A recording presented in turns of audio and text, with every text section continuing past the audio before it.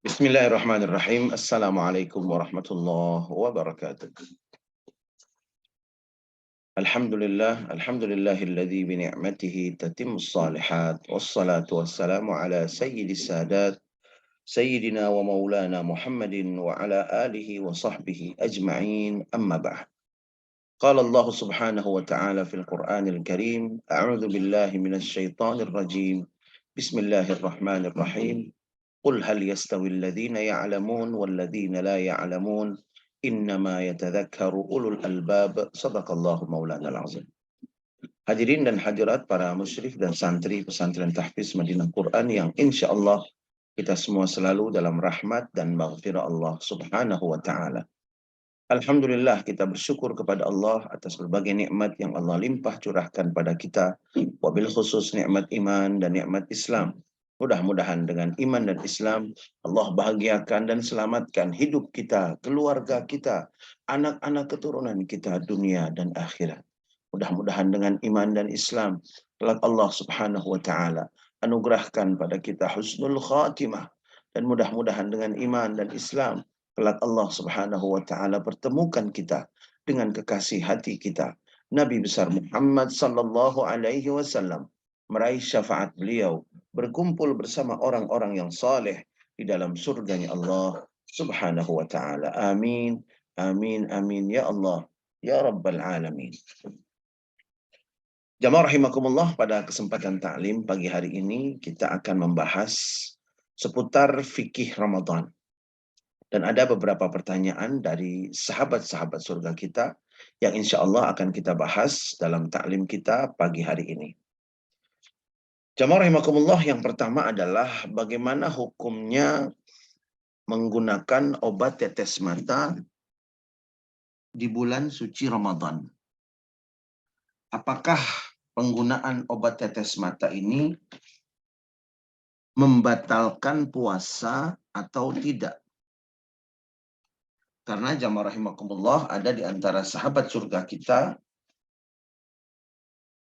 yang baru saja menjalani operasi mata, lalu kemudian oleh dokter diberikan obat tetes mata sebagai perawatan. Nah, apakah ini membatalkan puasanya ataukah tidak? Jamaah rahimakumullah, mengenai hal-hal yang membatalkan puasa, kita akan fokus pada rongga terbuka. Di dalam fikih Islam, kaitannya dengan masalah hal yang membatalkan puasa, maka para ulama sudah memberikan kepada kita panduan yang jelas bahwa ada yang disebut dengan rongga terbuka atau manfadh. Manfadh ini maksudnya rongga terbuka yang terdapat di dalam tubuh manusia. Nah, jamaah rahimakumullah, rongga terbuka yang bisa membuat seseorang batal puasanya ketika suatu benda asing masuk melalui rongga tersebut secara disengaja dan mencapai bagian dalamnya. Di antaranya adalah mulut, lalu kemudian lubang kemaluan, lalu kemudian lubang anus, lalu kemudian lubang hidung, dan yang terakhir lubang telinga. Jadi manfadh atau tempat masuk yang berpotensi membatalkan puasa ketika ada benda asing masuk ke dalamnya dan mencapai bagian dalamnya, ini dibatasi. Sekali lagi, mulut, lubang kemaluan, lubang anus, lubang hidung, dan lubang telinga. Ini poin penting yang pertama sebelum menjawab hukum tetes mata. Nah, jamaah rahimakumullah, kalau kita sudah mengetahui al-manafidh atau rongga-rongga terbuka ini, maka kemudian mari sama-sama kita akan membahas pertanyaan tadi. Tetes mata. Jamaah rahimakumullah, mata tidak termasuk ke dalam manfadh yang disebutkan tadi. Sehingga ketika seseorang menggunakan obat tetes mata, maka tentunya hal ini tidak membatalkan puasa. Sekali lagi, penggunaan obat tetes mata tidak membatalkan puasa. Bahkan di dalam kitab fikih dikatakan, meskipun aroma atau bahkan mungkin rasa dari obat yang diteteskan ke mata itu terasa di kerongkongan seumpamanya, maka tetap tidak membatalkan puasa. Nah, jamaah rahimakumullah, para ulama dalam hal ini mengambil kias dengan permasalahan al-iktihal. Al-iktihal ini maksudnya adalah menggunakan celak mata. Menggunakan celak mata. Para ulama sepakat bahwa menggunakan celak mata ini tidak membatalkan puasa. Seperti yang disebutkan di dalam kitab Ghayatul Bayan, di mana Imam Muhammad bin Ahmad Ar-Ramli mengatakan, وَلَا يَضُرُّ الْإِكْتِحَالُ وَإِنْ وُجِدَ طُعْمُ الْكُحْلِ بِحَلْقِهِ لِأَنَّهُ لَا مَنْفَذَ مِنَ الْعَيْنِ إِلَى الْحَلْقِ وَإِنَّمَا الْوَاصِلُ إِلَيْهِ مِنَ الْمَسَامِ. Yang artinya tidak masalah seseorang memakai celak mata meskipun rasanya sampai ke tenggorokan. Dan dijelaskan alasannya karena tidak ada saluran langsung yang menghubungkan mata dengan tenggorokan. Dan ketika sampai ke tenggorokan, maka jalurnya itu adalah pori-pori atau lubang-lubang kecil yang barangkali ada istilah tertentu dalam dunia kedokteran. Bukan saluran khusus. Nah, ini yang menjadi catatan kita. Bukan saluran khusus. Sehingga jamaah rahimakumullah dapat kita simpulkan selama bulan suci Ramadan menggunakan tetes mata tidak membatalkan puasa. Lalu kemudian ketika seseorang dalam perawatan sehingga dokter atau perawat memberinya obat tetes di matanya, jamaah rahimakumullah, juga hukumnya sama. Tidak membatalkan puasa. Meski dalam keadaan tidak darurat. Karena dalam keadaan darurat, sebagian hukum menjadi boleh. Tapi untuk tetes mata, darurat atau tidak darurat, tidak membatalkan puasa. Wallahu a'lam. Ini jamaah rahimakumullah tentang pertanyaan yang pertama. Lalu kemudian pertanyaan yang berkembang, bagaimana dengan obat tetes telinga? Jamaah rahimakumullah, mengenai obat tetes telinga berbeda dengan tetes mata karena rongga telinga termasuk manfadh yang berpotensi membatalkan puasa jika ada benda asing yang masuk ke dalamnya dan mencapai bagian dalamnya. Sekali lagi, mencapai bagian dalam. Jadi ada benda asing yang masuk, kemudian mencapai bagian dalamnya. Nah, ini dua syarat ini harus diperhatikan. Nah, obat tetes telinga yang digunakan, jamaah rahimakumullah, tentunya ketika disebutkan bahwa telinga termasuk dari manfaz tadi, maka dapat membatalkan puasa. Dapat membatalkan puasa. Mengapa saya katakan dapat membatalkan puasa? Karena ada kondisi di mana penggunaan obat tetes telinga ini dianggap tidak membatalkan puasa. Kapan kondisi itu terjadi? Kondisi itu terjadi pada saat penggunaan obat tetes telinga itu disarankan oleh dokter dan kondisinya darurat karena ada rasa nyeri yang hebat, yang luar biasa. Dan kemudian penggunaannya itu tidak mencapai bagian yang paling dalam dari telinga. Nah, dalam kondisi seperti ini, penggunaan tetes telinga tidak membatalkan puasa. Namun ketika tidak ada rasa nyeri, hanya umpamanya untuk membersihkan, atau umpamanya mengeluarkan kotoran, maka dalam hal ini penggunaan tetes telinga membatalkan puasa. Karena memasukkan cairan dari manfaz atau dari rongga terbuka yang disebutkan tadi.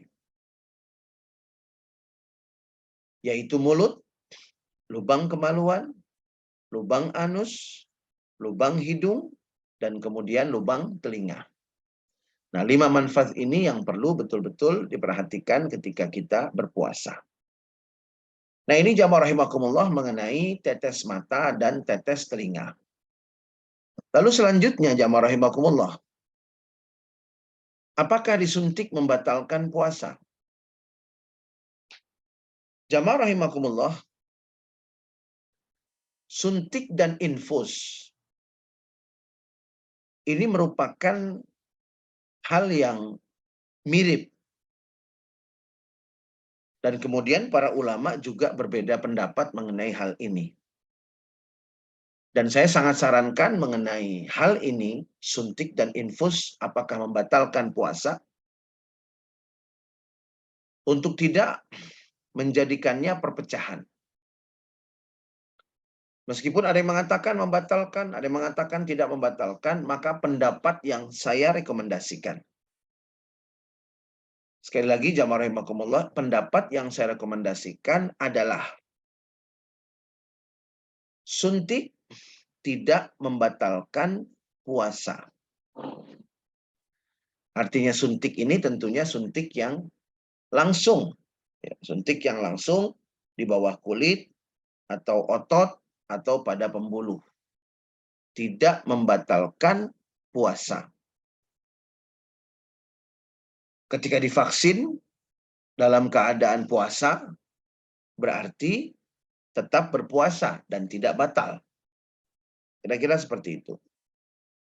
Ketika berpuasa, kemudian dokter memberikan injeksi, maka itu juga tidak membatalkan puasa.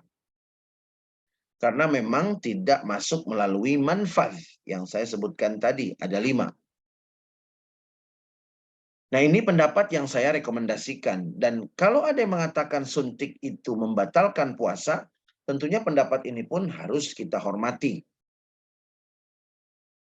Kemudian berikutnya infus. Jamaah rahimakumullah, masalah infus pun menjadi masalah ijtihad pada ulama-ulama kontemporer. Karena di zaman baginda Nabi dan di zaman salafus saleh belum ada yang disebut dengan infus. Karena itu para ulama juga berbeda pendapat antara yang mengatakan membatalkan puasa dan yang tidak membatalkan puasa. Pendapat yang saya rekomendasikan untuk infus adalah bahwa infus, baik itu obat ataupun nutrisi, membatalkan puasa. Saya sependapat dengan sebagian ulama yang mengatakan infus membatalkan puasa dengan alasan bahwa untuk suntik dan infus tidak hanya dilihat dari manfaz, tapi dilihat dari efeknya. Jamaah rahimakumullah, untuk infus memang tidak masuk melalui manfaz yang disebutkan tadi, yang 5. Namun, para ulama melihat dari sisi yang lain, yaitu efeknya. Efeknya seseorang lebih segar, tidak lapar, karena memang pemberian infus ini fungsi adalah untuk memberikan nutrisi, untuk mensuplai cairan. Nah, ini berbeda dengan suntik. Dan ini boleh saja ada yang berbeda pendapat, karena saya katakan sekali lagi bahwa ini adalah masalah ijtihad yang tidak ada di zaman Rasulullah dan di zaman salafus saleh. Sehingga pendapat yang saya rekomendasikan adalah bahwa infus membatalkan puasa meskipun tidak masuk melalui manfaz yang 5, tetapi dia efeknya, tujuannya adalah untuk memberi nutrisi, mensuplai cairan, yang kemudian membuat badan menjadi segar dan tidak lapar. Nah, ini jamaah rahimakumullah yang membuat saya merekomendasikan pendapat bahwa infus membatalkan puasa. Lalu kemudian jamaah rahimakumullah, bagaimana dengan muntah? Banyak yang ragu dalam keadaan berpuasa, seumpamanya kemudian pulang kampung, naik transportasi umum atau transportasi pribadi, kemudian muntah di tengah jalan. Apakah batal puasanya? Nah, jamaah rahimakumullah, di sini dalam madhab Imamun al-Imam Syafi'i disebutkan bahwa muntah yang tidak dipancing tidak membatalkan puasa. Sekali lagi, muntah yang tidak dipancing, muntah yang tidak distimulus, tidak membatalkan puasa. Namun, jamaah rahimakumullah, dalam pembahasan muntah ini, para ulama merinci lagi. Kalau seandainya dia dengan sengaja menelan sisa muntahnya, maka ini membatalkan puasa. Tapi kalau seandainya dengan tidak sengaja tertelan, maka tidak membatalkan puasanya. Sehingga kita bisa simpulkan bahwa muntah yang membatalkan puasa adalah muntah yang dipancing-pancing, sedangkan muntah yang tidak dipancing tidak membatalkan puasa kita. Insya Allah akan kita lanjutkan pembahasan mengenai fikih Ramadan pada pertemuan berikutnya. Dan jamaah rahimakumullah, kapan kita mulai berpuasa? Saya merekomendasikan untuk seluruh sahabat surga di Majelis Ta'lim Madinah Quran yang kita cintai, kita mengikuti penetapan dari Kementerian Agama mengenai awal Ramadan tahun 1444 Hijriah ini. Ini pendapat yang saya rekomendasikan. Karena itu, insya Allah kita akan mengikuti sidang isbat pada waktunya, dan kita akan melihat bagaimana keputusan dari para ulama yang kemudian disampaikan oleh Kementerian Agama Republik Indonesia mengenai penetapan tanggal 1 Ramadan. Mudah-mudahan jamaah rahimakumullah, Allah beri kita sehat walafiat sehingga kita bisa berpuasa di bulan suci Ramadan dan meraih segala keberkahan, segala anugerah yang Allah berikan di bulan suci Ramadan. Dan mudah-mudahan dengan ilmu, dengan tuntunan dari baginda Rasulullah SAW, kualitas ibadah-ibadah kita di bulan suci Ramadan menjadi terus meningkat, diterima oleh Allah Subhanahu wa taala, membersihkan hati kita, merubah karakter kita, sehingga insya Allah kita akan menjadi orang-orang yang puasa dan ibadah-ibadahnya selama bulan suci Ramadan diterima oleh Allah Subhanahu wa taala. Bismillahirrahmanirrahim. Alhamdulillahirabbil alamin. Allahumma salli ala sayidina Muhammad wa ala ali sayidina Muhammad. Allahumma la tada' lana fi majlisina hadza dhanban illa ghafartah ولا عيبا إلا سترته، ولا مريضا إلا شفيته، ولا دينا إلا قضيته، ولا حاجة من حوائج الدنيا والآخرة إلا قضيتها ويسرتها يا الله رب العالمين. ربنا هب لنا من أزواجنا وذرياتنا قرة أعين واجعلنا للمتقين إماما. ربنا اغفر لنا ولوالدينا وارحمهما كما ربيانا صغارا. ربنا آتنا في الدنيا حسنة وفي الآخرة حسنة وقنا عذاب النار. وصلى الله على سيدنا ومولانا محمد وعلى آله وصحبه وسلم والحمد لله رب العالمين. Kita tutup dengan doa kafaratul majlis. Subhanakallahumma wa bihamdika asyhadu an la ilaha illa anta astaghfiruka wa atubu ilaik. Billahi taufiq wal hidayah. Wassalamualaikum warahmatullahi wabarakatuh. Waalaikumsalam warahmatullahi wabarakatuh. Terima kasih Buya. Terima kasih Pak Ari. Assalamualaikum. Terima kasih sahabat-sahabat semuanya.